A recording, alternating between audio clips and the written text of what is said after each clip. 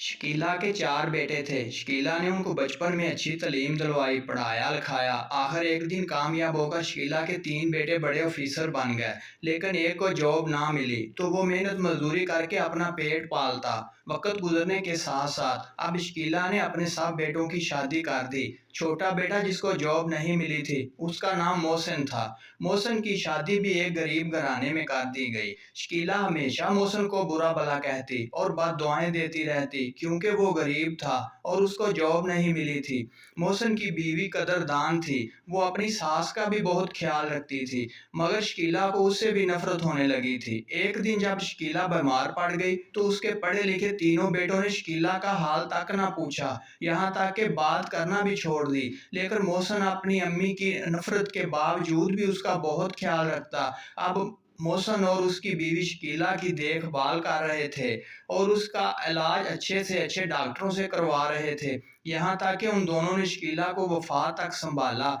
लेकिन शकीला को अपने रवैये पर बहुत शर्मिंदगी थी। उसको इस बात का एहसास हो गया था कि पैसा ही सब कुछ नहीं होता। इंसान की सबसे बड़ी खूबी उसका हुस्न इखलाक है। रुपया पैसा तो सिर्फ दुनिया में ही रह जाना है, आगे तो आपका इखलाक और अच्छा रवैया ही जाना है। अगर आपको वीडियो अच्छी लगे तो प्लीज़ चैनल को सब्सक्राइब कर दीजिए, ताकि हमारी